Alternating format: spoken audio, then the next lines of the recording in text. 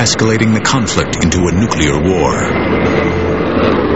The Russians, the Soviets were very hesitant for obvious reasons to say they were flying the MiG-15 aircraft, and so they simply never claimed or admitted that they were flying the airplanes, but we knew. I mean, we could listen to the broadcasts of fighter controllers and the fighter pilots, and it was clearly Russians flying the airplanes. Вести переговоры на китайском языке в воздушном бою. We were told to only communicate in Chinese during a combat, but it didn't work because we always broke into Russian.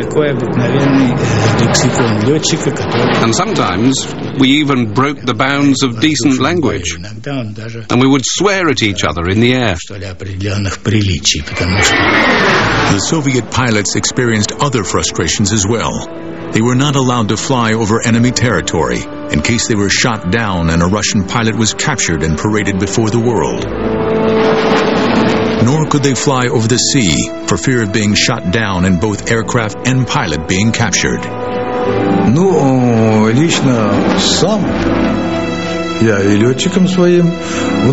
I decided that I must not be taken prisoner, and that I would rather crash the plane and kill myself. I would not become a prisoner of war.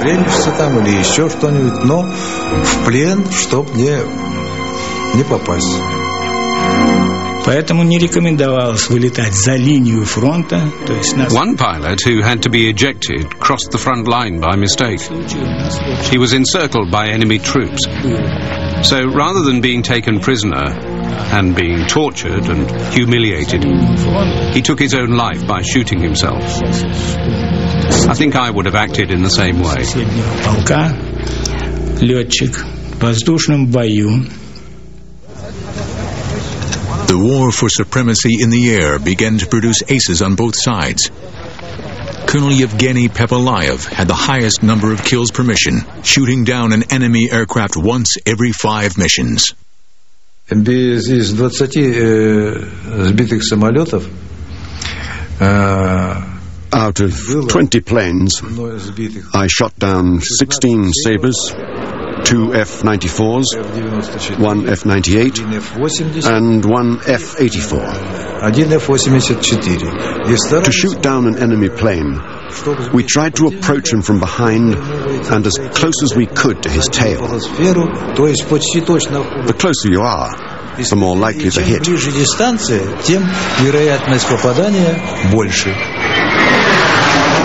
I had the gun sight almost on him, but it wasn't there, and I didn't fire. You don't shoot until the picture's right. He did not get away. I knocked his engine out. He was almost being consumed by engine fire. During these dramatic dogfights in the air, MiG pilots discovered the remarkable abilities of their aircraft to take enormous punishment.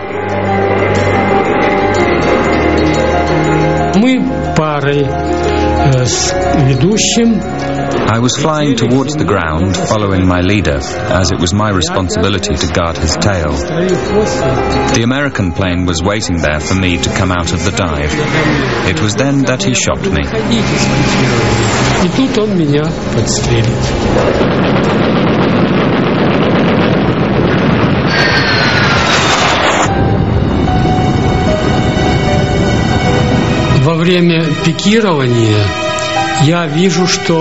Then during the dive, I realized I must save myself, so I made a decision to eject. I moved my hand to the ejection handle and thought I'd pressed it, because in that moment I felt such G-force, such an enormous amount, I felt my bones were cracking.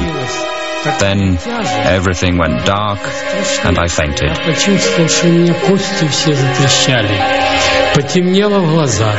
Я потерял сознание. Когда я пришел в себя, я глаза открыл. When I came to, I opened my eyes and saw I was still in the plane. This came as a shock. If I had ejected myself, why was I still inside the plane? Оказался в самолете.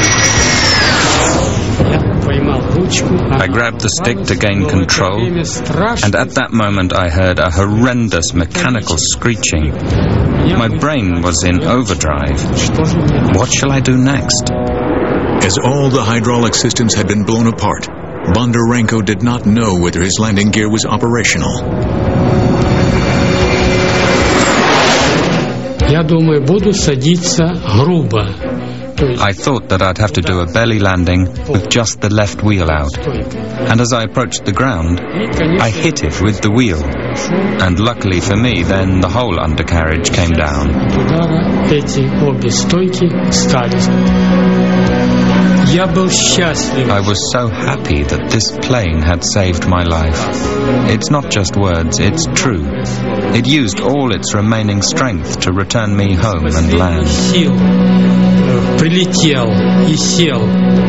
Я подошел. I came up to the plane and I kissed it on the nose, and I thought how wonderful we have such miraculous technology. Какое счастье, что такая у нас чудесная техника. The MiG-15 had earned its affectionate nickname, Samolyat Soldat, the soldier aircraft. By spring 1953, the Korean Air War was at a stalemate. The U.S. military, keen to capture the Russian technology, offered a huge reward and political asylum to any pilot that delivered a MiG to South Korea. No one had yet responded. But a daring escape attempt by a lone pilot would provide a last-minute twist to a war that seemed to have no end. You're watching Heavy Metal here on the History Channel. By 1953, both sides recognized that the Korean War was unwinnable. After 2 years of negotiations, in July, a truce was finally signed at Panmunjom. But the Korean Peninsula would remain a divided armed camp. The fighting in Korea came to an end in July 1953, but of course the Cold War still went on. And during it, both sides were trying to get hold of one another's secrets, particularly in terms of military technology. The Americans were especially anxious to get their hands on a MiG-15. The military made an offer of $100,000, equivalent to several $1 million today, and political asylum for the first pilot who would defect and deliver a MiG intact. The 21-year-old North Korean pilot, Lieutenant No Kun-sok, an ardent anti-communist, was already planning one of the most spectacular escapes from the communist bloc. So my aim was that how to defect successfully and land on American airbase so that I can ask for political asylum. So on September 21st, Sunday morning, even before the breakfast, I got in the plane and took off to north.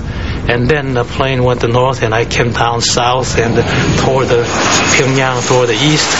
And that's where I finally made the defect. It was not easy. In fact, that defection was harder than equivalent to, say, 50 combat mission. Now, south of the demilitarized zone, he flashed into UN territory. Just 4 tense minutes after crossing the border, he spotted the U.S. Kimpo Air Base and decided to risk a landing. Radar people missed me, and also anti-aircraft gunners I was afraid of, they missed me. He decided to land, when to his amazement, he saw a Sabre coming straight towards him at the opposite end of the runway. Well, he hadn't seen me, so we landed together, both ends. Then we passed in the runway, and of course I knew he was there, he was coming down, but he hadn't seen me until we passed. Then after passed, of course he was frightened. But at the end of the runway, he stopped the engine and he jumped out. And he was wondering what kind of nuts landed from the wrong side. Commanders at the base panicked, thinking the war had started again, and scrambled every plane they had.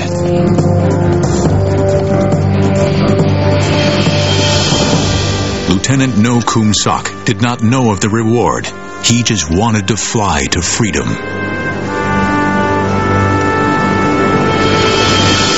The surrendered MiG-15 was taken to Okinawa, where it was dismantled and